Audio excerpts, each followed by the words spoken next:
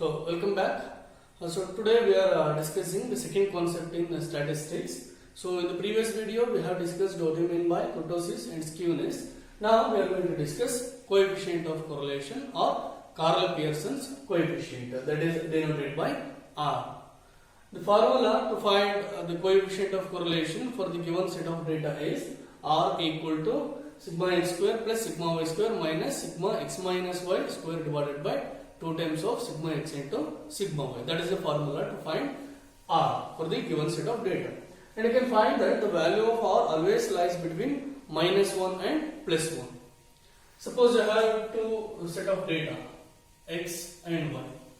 Then what actually the coefficient of correlation R indicates is how these two data sets are related. Whether the variations in the data set or the values of x brings any variation in y or not. That will be given by R. To understand this, you can think this x and y as two friends. Suppose I have two friends x and y, then there are three possible situations. One is friend x may help friend y when he is in problem. So there are only three cases we can discuss. So we have two friends. When one friend is in problems, the second friend may help him or may not. Sometimes he may take advantage of his difficulty. If the variations in x affects variations in y positively, that means when x increases, y also increases, then we say that these two are positively correlated. In that case, R will be 1. Positively correlated. That is, when he is in problem, the second friend is going to help him. So that is positively correlated. R equal to 0. That is, the variations in x is not going to affect the variations in y. So when one friend is in problem, another friend may not help him. He may be null, is not going to do anything. So in that case, that is not correlated. Non-correlation you can say, or not correlated. Third situation, when variations in x affects that brings variations in y in opposite way. That means when x increases, y decreases, and when x decreases, y increases. That means they are correlated in opposite way. When one friend is in problem, another friend is going to take the advantage of that. So that case, that is R equal to minus 1, negatively correlated. So these are the three possible cases for the coefficient of correlation. If R equal to 1, positive correlated, R equal to 0, that are not correlated, there is no exact relationship between those two. If R equal to minus 1, they are negatively correlated.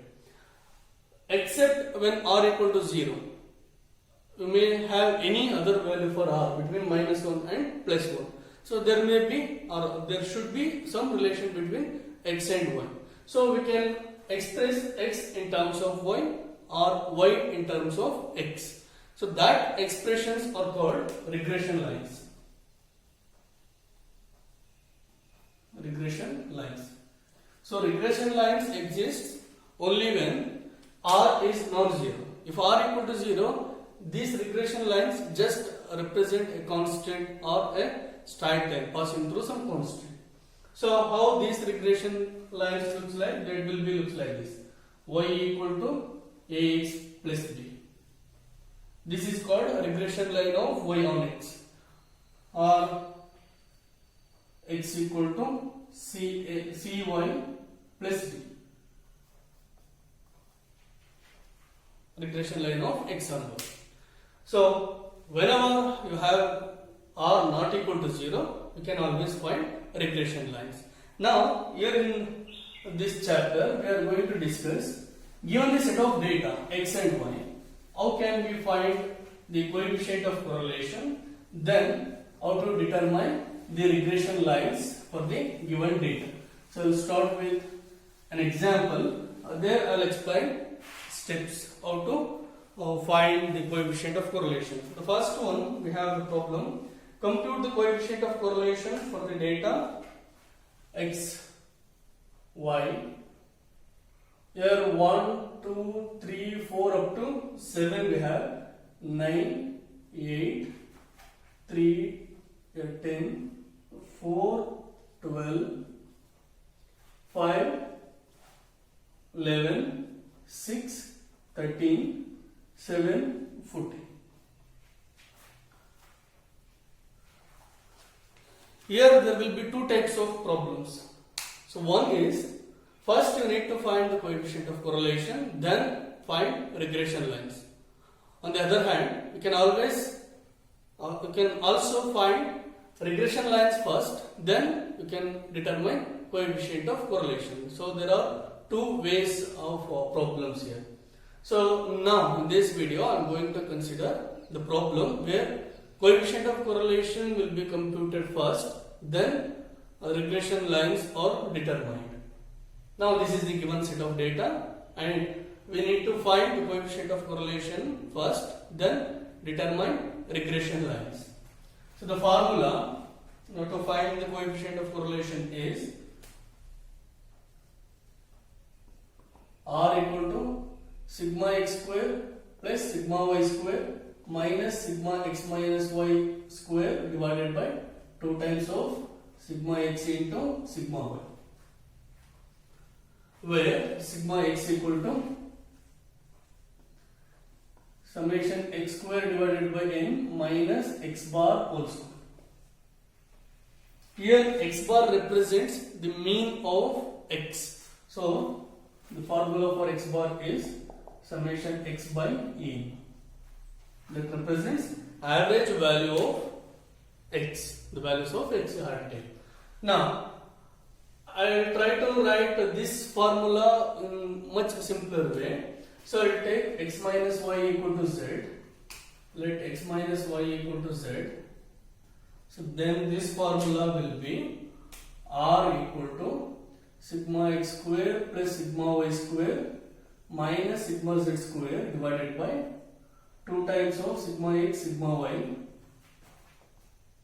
Sigma z equal to summation z square divided by n minus z bar whole square, and obviously if you want you can write this formula sigma y equal to summation y square divided by n minus y bar whole square.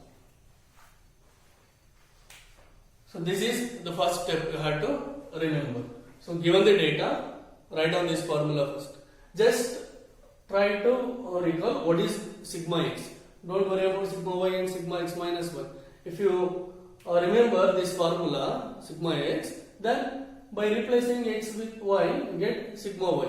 Then taking x minus y equal to z, then writing same formula with the suitable substitution, you get sigma z. Now my aim is to find this r. To find this I want sigma x. Sorry, it is sigma x square. I have not written properly. This is sigma x square, sigma y square, sigma z square. So that is the formula. We don't have exact formula for sigma x. Sigma x square we have, then I have to take square root on both sides. Now I have to compute this sigma x square, sigma z square, sigma y square. If you compute these values, then you can apply that here to find the coefficient of correlation. Now to find sigma x square, look into this formula. I want summation x square, x bar whole square. I want summation z square, z bar whole square, then summation y square, y bar whole square. So I have to construct the table to find these summations. So in that table, x, y, z. This gives you finally summation x, summation y, summation z. Then x square, y square, z square. These values you have to write down. So the values of x are 1, 2, 3, 4, 5, 6, 7, and then corresponding values of y, corresponding values of z, and so on. Now I am not going to write all these values here. So just directly write what are the final summations. If you add these values, you will get summation x try to write the table completely. Now I'll just write the summations. We'll get the summation x 28, summation y 77, summation z minus 49, summation x square 140, summation y square 875, summation z square 347. So these are the summations we are going to get from the table. Now you can observe that here there are 7 values. So n equal to 7. So I have n equal to 7. Now x bar equal to summation x by n. So summation x is 28 divided by 7. So you get x bar 4. Y bar summation y by 7. So 77 by 7. You get 11. Similarly, you can find that z bar minus 49 by 7, that is minus 7. So these are about x bar, y bar and z bar. Now sigma x square equal to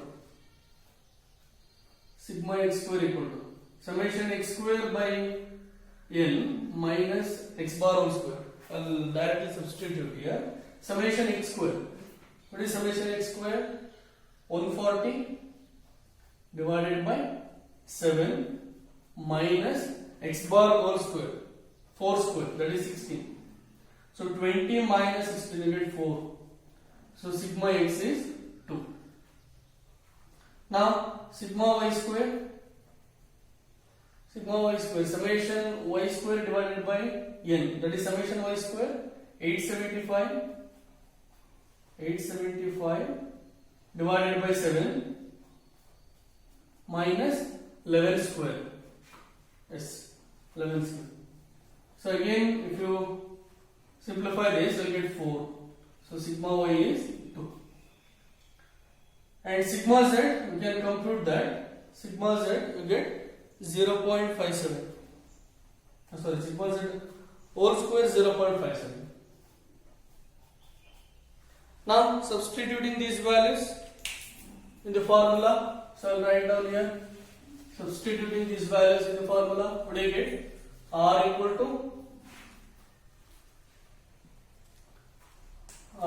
to sigma x square, that is 4 plus 4 minus 0.57 divided by 2 times of sigma x is 2, sigma y is also 2 into 2. So this will be approximately 0.9287, or I can take R approximately 0.9. So that is the coefficient of correlation for this given set of data. So that is first part of the solution. We need to find the coefficient of correlation. The second part is we have to find the lines of regression. Now I have coefficient of correlation non-zero. That means variations in one variable is going to affect the other. That means we can write one as a function of another one. Now to find that regression lines, we have formula. The regression line of y on x is given by y minus y bar equal to r into sigma y by sigma x into x minus x bar. That is the formula. So y minus y bar, y minus, what is y bar? That we have already computed, 11 equal to r 0.93 into sigma y by sigma x, both are 2. So sigma y by sigma x will get 2 by 2 into x minus 4. If you simplify this expression, you will get y equal to 0.93x plus 7.28. 0.938 plus 7.28. This is a regression line of y on x. Next, x minus x bar equal to, just interchange x and y here. We get the formula for regression line of x and y. So x minus x bar equal to r into sigma x by sigma y into y minus y bar. Now substituting the values, x minus 4 equal to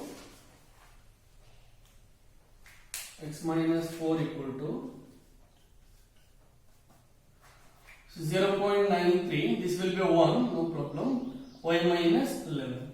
Now if you simplify this, x equal to 0.93y plus minus 6.23. So these are the required regression lines. So here we have discussed how to find the coefficient of correlation, then the lines of regression for the given set of data. So one more type of problem that you are usually going to get in the examination is, we may ask you to find regression lines first, then find coefficient of correlation. So that type of problem we shall discuss in the next video.